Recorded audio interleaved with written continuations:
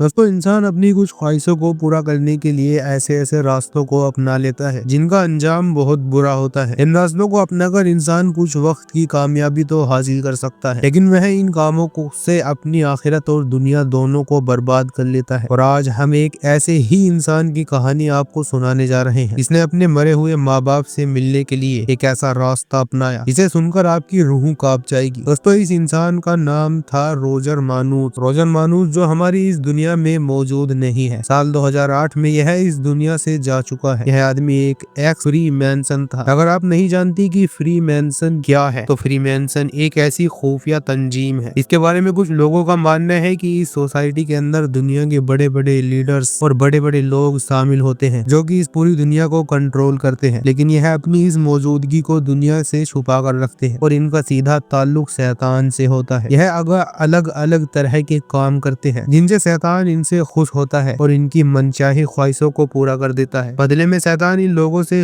गलीज और घटिया काम करवाता है जो कि शैतान को बहुत ज्यादा पसंद होते हैं। लेकिन दोस्तों क्या आपको पता है कि शैतान इनसे यह सब काम क्यों करवाता है? तो इसके पीछे शैतान का वह वादा है जो उसने अल्लाह से किया था कि वह हम इंसानों को गुमराही पर लेकर जाएगा और जहन्नम तक पहुंचा देगा और यह कहेगा कि मैं सही था जब मैंने कहा कि मैं इंसान नाम की मखलूक से अफजल हूँ और मैंने अल्लाह के हुक्म पर इसे सजदा नहीं किया। यही वजह है कि शैतान कयामत तक हम इंसानों को बहकाने की कोशिश में लगा रहेगा। चलिए दोस्तों अब हम रोजर की उस खुफिया तंजीम के बारे में बात करते हैं जिसने छोड़ने की नतीजे में रोजर को अपनी जान गंवानी पड़ गई, लेकिन इसने अपनी मौत से पहले शैतानी दुनिया की एक ऐसी सच्चाई दुनिया को बताई थी जो आपके होश उड़ा देगी। दोस्तों यह वक्त था साल 1997 का जब रोजर ने trip into the supernatural नाम की अपनी एक बायोग्राफी वीडियो बनाई और इसने 3 घंटे और 25 मिनट की वीडियो में वह सब कुछ बताया जो उसने अपनी जिंदगी में देखा था। उसने बताया कि किस तरह शैतान दुनिया के बड़े बड़े लोगों के जरिए इंसानों को गुमराह कर रहा है और खुद को छोड़कर अपनी इबादत करवाने में लगा हुआ है। दोस्तों रोजर उस वक्त नौजवान लड़का हुआ करता था जब इसके माँ बाप का इंतकाल हुआ और अपने माँ बाप की मौत के बाद इसका एतबार इसके अपने मजहब ईसाइयत से पूरी तरह खत्म हो गया और कुछ वक्त के बाद यह अपने अकेलेपन को दूर करने के लिए अमेरिकन नेवी में चला गया। इसी तरह दोस्तों एक दिन इसके बॉस ने इसे अपने पास बुलाया और कहा कि मैं तुम्हारे काम से बहुत ज्यादा खुश हूँ और चाहता हूँ कि तुम मेरे साथ एक खास किस्म की पार्टी में चलो। यह कोई आम पार्टी नहीं है बल्कि इसमें बड़े बड़े लोग शामिल हैं। शायद इसके बॉस को पता चल गया था कि रोजर का यकीन इसके मजहब से उठ चुका है और अब इसके काबू करना बहुत आसान है। रोजर ने पूछा कि सर इस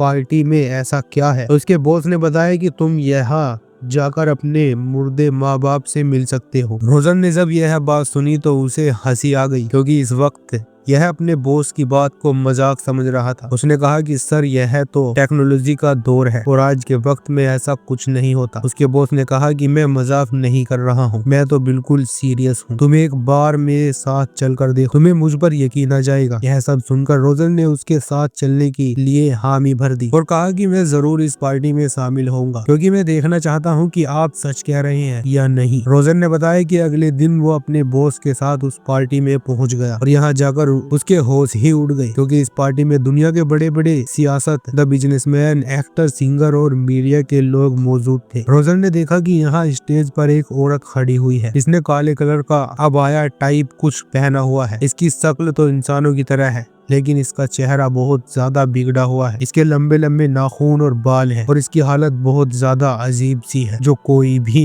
इसके पास अपनी ख्वाहिश लेकर जाता है यह औरत उसकी ख्वाहिश को पूरा कर देती है। अभी रोज यहाँ पहुंचा ही था कि एक औरत स्टेज पर मौजूद इस औरत के पास गई और उसने कहा कि मुझे अपने उस दोस्त से मिलना है जो कुछ वक्त पहले एक्सीडेंट में मर चुका है क्योंकि उसके मरने से पहले मैं ठीक तरह से उससे अलविदा नहीं बोल पाई और मैं एक बार फिर उससे मिलना चाहती हूँ। नाज़रीन अब जो होता है यह सबको चौंका कर रख देता है। थोड़ी देर के बाद वह लड़का जो मर चुका था पर्दे के पीछे से आता है और यहाँ तक कि इस औरत ने अपने उस दोस्त से बात भी करी। इसे देखकर इस लड़की ने रोना शुरू कर दिया। दोस्तों इसी तरह एक एक करके सभी इस औरत के पास गए और यह सबकी ख्वाहिशों को पूरा करती चली गई। और रोजर का कहना है कि जब मेरी बारी आई तो मैं काफी डरा हुआ था लेकिन मैंने भी इसे जाकर कहा कि मैं अपने मरे हुए माँ बाप से मिलना चाहता हूँ और इसने मेरी ख्वाहिश को भी पूरा करने की हामी भरी। कुछ देर के बाद मेरे पैरों के नीचे से जमीन सरक गई, क्योंकि मैंने अपने मुर्दे माँ बाप को पर्दे के पीछे से आते हुए देखा और उन्होंने मुझसे कई सारी बातें भी करी। रोजर का कहना है कि यह पहली बार था जब मैं इस तरह की किसी पार्टी में शामिल हुआ था। अब मैं इस ग्रुप का एक हिस्सा बन चुका था। इसके बाद मेरे बॉस ने मुझसे कहा कि मैं तुम्हें अपने मास्टर से मिलवाना चाहता हूँ, जो कि कोई इंसान नहीं है बल्कि हम इंसानों से अफजल एक रूहानी मखलूक है। वह हमसे बहुत अक्लमंद है और वो तब से इस दुनिया में है जब हम इंसान बने भी नहीं थे। उसे हर चीज का इल्म है। वह तुम्हारी हर ख्वाहिश को पूरा करेगा और बदले में तुम्हें वह सब कुछ करना होगा जो वह चाहेगा। वो तुम्हें हर तरह की सहूलियत से नवाजेगा। रोजर ने बताया कि मैं भी इस ग्रुप का हिस्सा बन चुका था और उनकी बात भी मानने लगा था, लेकिन रोजर का कहना है कि मुझे इंजील मुकद्दस को पढ़ने का बहुत शौक था। उसी के जरिए मुझे लूसीफर के बारे में पता चला था, यानी कि दोस्तों शैतान के बारे में। तब मुझे अंदाजा हुआ कि जिस शख्स से मैं मिला रहा हूँ यह कोई इंसान नहीं है बल्कि शैतान है। यह हम इंसानों को जलील करवाकर हमसे अपनी इबादत करवाना चाहता है और हमें इंसानियत की राह से भटका रहा है। रोजन ने बताया कि एक दिन मैंने हिम्मत करके इस मखलूक से पूछा कि आखिर तुम कौन हो, क्या मुझे सच बताओगे? तो उसने कहा, क्या तुम जानना चाहते हो मैं कौन हूँ? रोजन ने पूछा कि क्या तुम शैतान हो? तो उसने कहा कि हाँ मैं शैतान हूँ। रोजन ने पूछा कि यह सब करने की वजह क्या है? तो उसने जवाब दिया कि मैं इसलिए कर रहा हूँ क्योंकि इस दुनिया में सिर्फ मैं ही खुदा हूँ, नऊजुबिल्लाह। और जब से यह दुनिया बनी है मैं ही यहाँ पहले दिन से मौजूद हूँ और तुम्हारे लिए बेहतर हूँ कि तुम मुझे खुदा मान लो। उसने कहा कि मेरे लोग तुम्हें हर जगह मिल जाएंगे। नाज़रीन, यहाँ पर शैतान ने रोजर को गुमराह करने के लिए और जो जितने भी लोग वहाँ मौजूद थे उनको गुमराह करने के लिए जो दूसरे शैतानों को चेहरे थे उनको हुक्म दिया था कि वह इसके मुर्दे माँ बाप के या दूसरे रिश्तेदारों की शक्ल में आकर इनसे बातें करे ताकि इनको मेरे ऊपर यकीन आ जाए और यह सब अपने खुदा से गाफिल हो जाए। जब रोजर ने यह डॉक्यूमेंट्री पब्लिक करी तो इसके बाद इसको दिमागी मरीज बताया जाने लगा और कुछ टाइम के बाद इसकी बीवी की भी